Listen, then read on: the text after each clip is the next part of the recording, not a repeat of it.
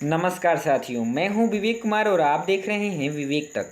आज हम लोग साइंस के महत्वपूर्ण क्वेश्चन को देखेंगे जो कि सारे प्रतियोगी परीक्षाओं में महत्वपूर्ण होंगे।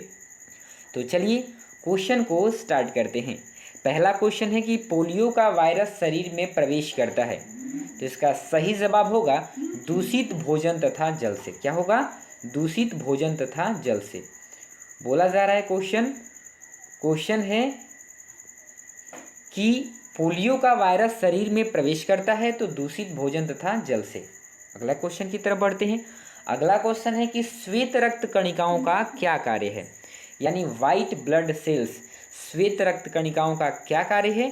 तो रोग प्रतिरोधक क्षमता धारण करना। क्या करना? रोग प्रतिरोधक क्षमता धारण करना। अगले क्वेश्चन की तरफ बढ़ते हैं। अगला क्वेश्चन है, यदि एक पिता का रक्त वर्ग ए है और माता का रक्त वर्ग ओ है तो उनके पुत्र का रक्त वर्ग निम्न में से कौन सा हो सकता है? तो ओ होगा। अगले क्वेश्चन की तरफ बढ़ते हैं। हमारे शरीर का अधिकतम भार किससे बना है? तो जल से। ये तो बहुत ही ज़्यादा आसान क्वेश्चन है कि हमारे शरीर का अधिकतम भार किससे बना है? जल से। चलिए अगले क्वेश्चन की तरफ बढ़ते हैं और अगला क्वेश्चन है, छठा नंबर क्वेश्चन है कि पृथ्वी तथा अन्य ग्रह सूर्य के चारों ओर चक्कर लगाते हैं, यह सबसे पहले किसने सिद्ध किया था? तो कोपरनिकस ने। किसने सिद्ध किया था? कोपरनिकस ने। अगले क्वेश्चन की तरफ बढ़ते हैं। अगला क्वेश्चन है, प्रेशर कुकर में खाना कम समय में तैयार हो जाता है। क्यों भाई? क्योंकि जल का क्वथनांक क्या हो जाता है? बढ़ जाता है। जल का क्वथनांक क्या हो जाता है? बढ़ जाता है। अगले क्वेश्चन की तरफ बढ़ते हैं। अगला नंबर क्वेश्चन है, ध्वनि तरंगे नहीं चल सकती, तो ध्वनि निर्वात में गमन नहीं करती है। ध्वनि तरंगे नहीं चल सकती कहाँ पे? निर्वात में। अगला नंबर क्वेश्चन की तरफ बढ़ते हैं। ट्रांसफार्मर का प्रयोग किया जाता है तो प्रत्यावर्ती वोल्टेज को उच्च और निम्न करने में। यानी बोला जा रहा है कि ट्रांसफार्मर का प्रयोग किसके लिए किया जाता है? तो प्रत्यावर्ती वोल्टेज को उच्च निम्न करने में। क्या करने में? उच्च निम्न करने में। चलिए अगले क्वेश्चन की तरफ बढ़ते हैं।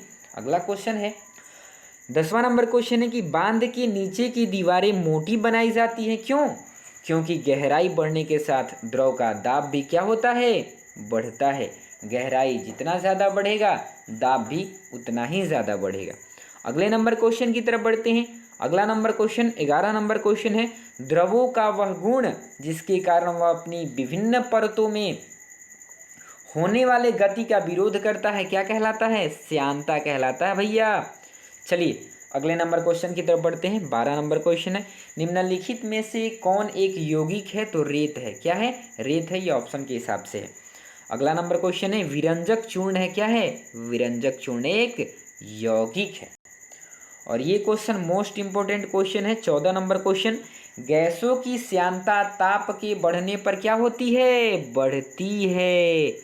जब भी गैस की श्यानता ताप के बढ़ने पे क्या होगी? बढ़ती है। और अगला क्वेश्चन की तरफ बढ़ते हैं। अगला नंबर क्वेश्चन है कि ठंडे देशों में, चलिए ये वाला क्वेश्चन, अगला क्वेश्चन की तरफ बढ़ते हैं कि यदि पृथ्वी पर वायुमंडल न होता तो दिन की अवधि क्या होती? अधिक होती। इस चीज़ को ध्यान में रखिएगा। ये क्वेश्चन बहुत ही प्यारा सा क्वेश्चन है। यदि पृथ्वी पर वायुमंडल न होता तो दिन की अवधि क्या होती? अधिक होती। अगले क्वेश्चन की तरफ बढ़ते हैं। अगला नंबर क्वेश्चन 17 नंबर क्वेश्चन है, विद्युत मोटर निम्न सिद्धांत के अनुसार कार्य करता है। तो फैराडे के नियम के अनुसार। विद्युत मोटर जो है फैराडे के नियम पे काम करता है। अगले क्वेश्चन की तरफ बढ़ते हैं, निम्न में से कौन सा बम जीवन को नष्ट कर देता है लेकिन भवनों को कोई क्षति नहीं पहुंचाता है? तो वो है न्यूट्रॉन बम। वो कौन सा बम है? न्यूट्रॉन बम। अगले क्वेश्चन की तरफ बढ़ते हैं, किसी जंतु की आकृति पैर की चप्पल के समान होती है। किस जंतु की आकृति? पैरामीशियम। प से पैर और प से पैरामीशियम। ये ध्यान रखने के लिए है। अगला नंबर क्वेश्चन है कि केचुए की कितनी आंखें होती हैं? तो एक भी नहीं।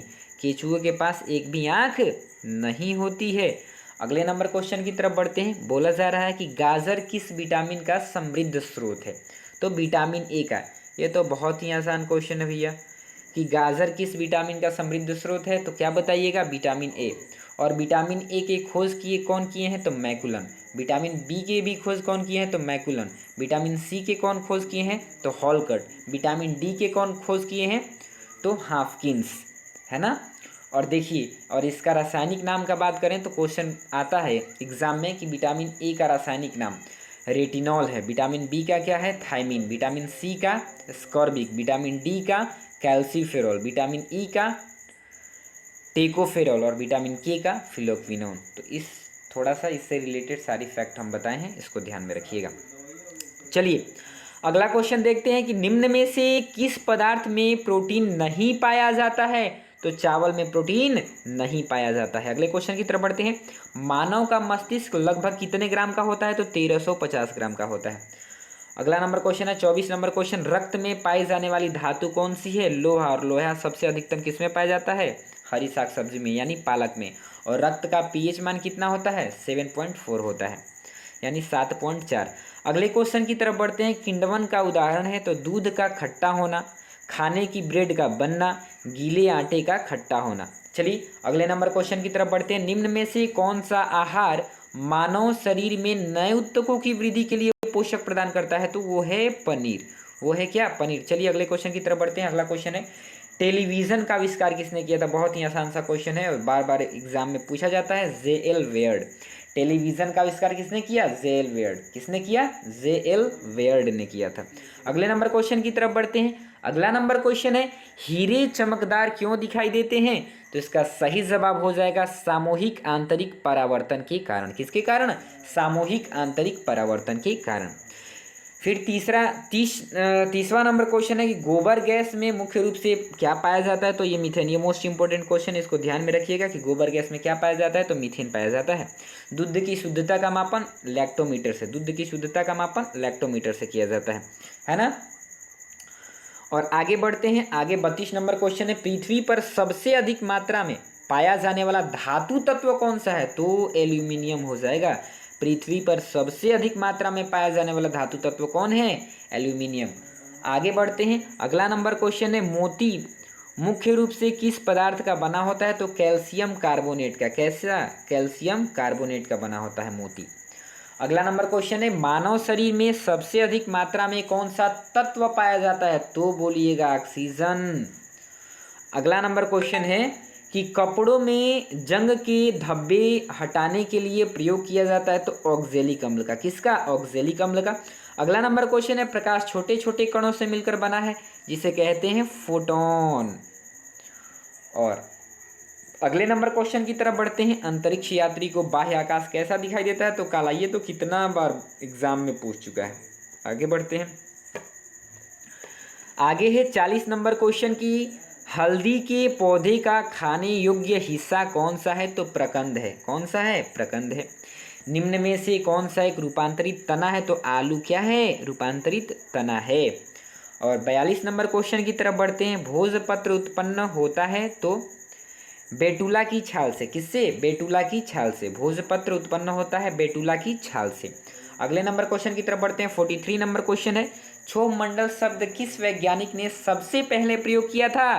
तो तीसरा दबोर। ये क्वेश्चन ध्यान में रखिएगा, बहुत ही अच्छा क्वेश्चन है। क्षोभ मंडल शब्द किस वैज्ञानिक ने सबसे पहले प्रयोग किया था। तो तीसरा दबोर ने। पृथ्वी से वापस होने वाले सौर विकिरण को क्या कहते हैं। तो पार्थिक विकिरण। क्या कहते हैं, पार्थिक विकिरण। और चलिए अगला क्वेश्चन देखते हैं। अगला क्वेश्चन है कि विभिन्न प्रकार की जलवायु में पार्डजोल का निर्माण होता है। तो भूमध्य सागरीय। किस प्रकार की जलवायु में पार्डजोल का निर्माण होता है। तो भूमध्य सागरीय। इसको ध्यान में रखिएगा।